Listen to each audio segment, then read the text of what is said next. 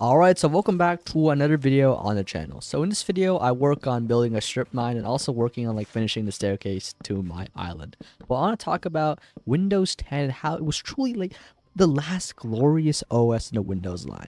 So first, we have to go back. We have to look to where we came from to understand how far we've truly fallen here with Windows 11. So Windows 10 wasn't perfect at launch. I think everybody knows that. Remember the tile era? It was a little bit messy. By the time we got to, let's say, the 20H2 update, Windows 10 was a finely tuned machine, in my opinion. It was like a pair of boots that was broken in as you wear them. You knew where everything was. It was simple. You know exactly where you could edit settings. It was a very optimized experience, in my opinion. I didn't have to navigate through a bunch of fluent design menus just to get what I wanted to do. It was very nice. And specifically, I felt like Windows 10 felt like a tool, especially it's flat design. It was very bare bones. I felt in a good way. You just got what he wanted to do with it done. It felt like a workstation. It pretty much was you can do what you want, but I'll stay out of your way just so get it done. It was the peak of also the control panel era. I'll be quite frank with you, I do love the control panel. I will tell you, it's definitely very dated. Looks like it's from 2005, but it definitely works. It doesn't try to be pretty or anything. It just gives you the buttons and it lets you do it. And Windows 10, let you live from the control panel. It didn't force you into the settings app, which is kind of a gripe I have with Windows 11. And I remember getting my first computer back in the day with Windows 10. It was a really cheap Dell computer, but I felt I was in control a lot with Windows 10. I was going from was being a phone and console guy, having my own computer with Windows 10. I felt I could do anything with that admin password. I could debloat it. I could do anything. I could install Roblox exploits. Yeah, I was kind of a skid back in those days, but I could make Windows 10 mine. But Windows 11 on the other hand, Windows 11, it feels I'm just renting the OS from Microsoft kinda. And they're the landlord who gatekeeps the best stuff. You need to install Microsoft, not install, but make a Microsoft account for the best stuff. That's the gatekeeping I'm trying to talk about. It's very unfortunate. So I also want to talk about what I feel is the Appleification of Windows. Windows is just trying to be Apple. Let's talk about the taskbar. So pretty much, why did Microsoft feel the need to center the taskbar?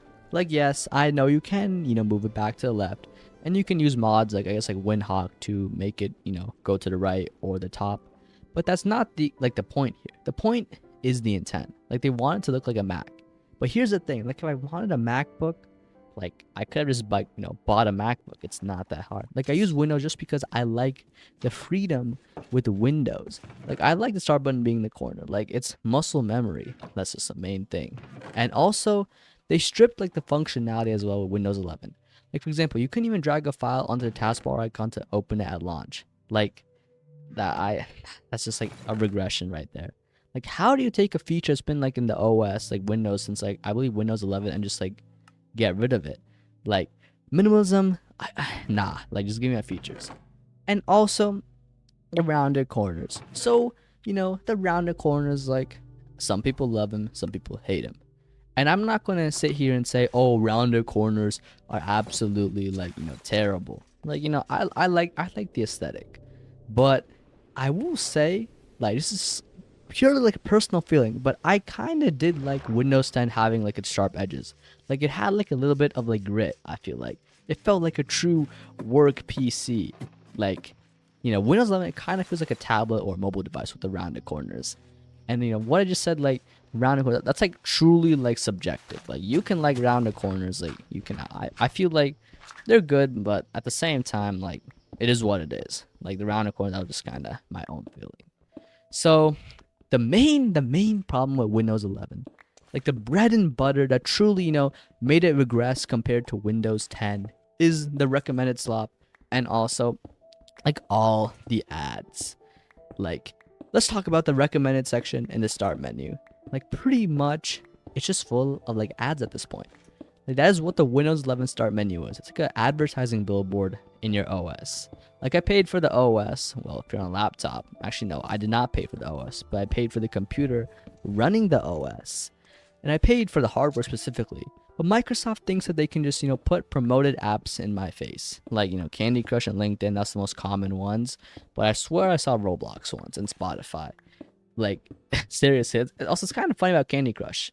Because imagine you have like a gaming PC. Like, who's going to play Candy Crush on like a 5090?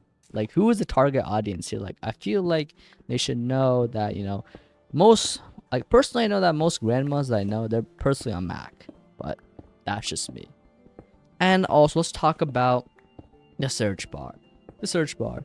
Because back in Windows 10, if I typed in, something like calculator, just open the calculator. But recently in Windows 11, I type in calculator and pretty much it immediately like tries to ask like Bing like what a calculator is. It shows me a web result for a calculator before I have to find the app myself. Like that's honestly just like ridiculous. Like if I want to search the web, I can just open a browser.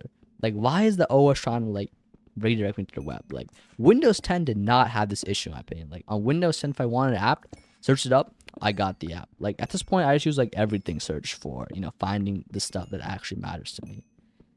So I feel like all of these developments, like they are part of the service model. Or pretty much Microsoft, they do not want Windows to be a product anymore. They just want it to be like a platform, which is pretty much in corporate lingo saying that we want to track your data and your activities and show you ads. Like it's just pure like ad slop. Like it's kind of like they put like elements of like free to play mobile games and put it into an OS. Like I think that's kind of like a funny example, but it is relevant. And yeah.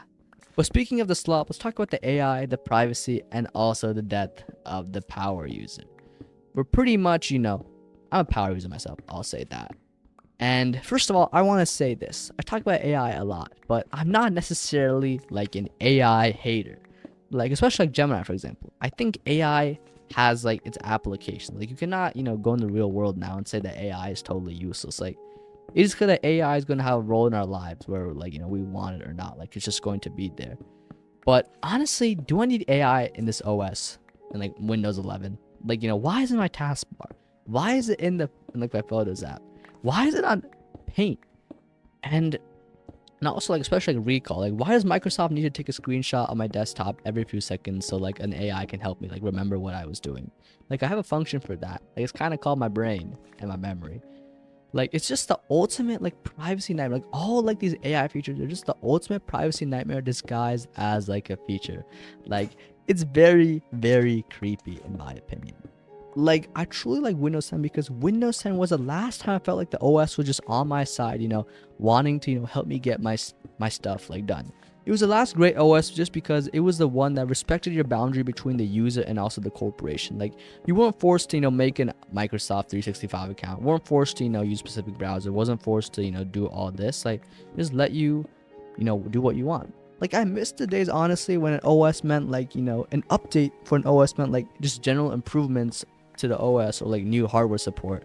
Now an update just means we arrange your settings, we add a bunch of more bloat, and we probably just broke some things in the OS that you're gonna have to spend a bunch of time fixing on your own. Like it's very exhausting.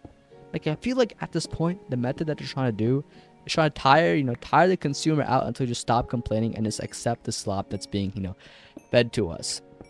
But I won't because I've talked about Windows for a lot of videos, and also I do want to address this before I end this off. I know that I have made like a lot of topics on Windows 11, but just honestly because like these videos are just doing like above average for my channel. Like the saying, like just stick with what works. I do feel like I can talk about Windows 11 in this way. Like I have some experience with it, and also I have seen some comments. Like I do dual boot. Like I actually have a Fedora installation on my hard drive, and I do use that for a lot of stuff now. But personally, I do stick with Windows 11 for the apps that actually need it. Like for example, Fusion, like that requires Windows unfortunately, and a lot of games, like I keep all my games and stuff on Windows. Like I play some with Proton, but some just don't support it, so I do have to stay on Windows. But yeah, I have definitely moved a lot of my daily computing needs to Fedora, which is I guess a good thing because I'm trying to become less dependent on Windows. But yeah, thank you for watching this video, and I'll see you next time. In fact, I will actually tell you one last thing. Next video is probably going to be something related to Linux, actually. I'm going to make some Linux type, talking videos. But yeah, have a good day.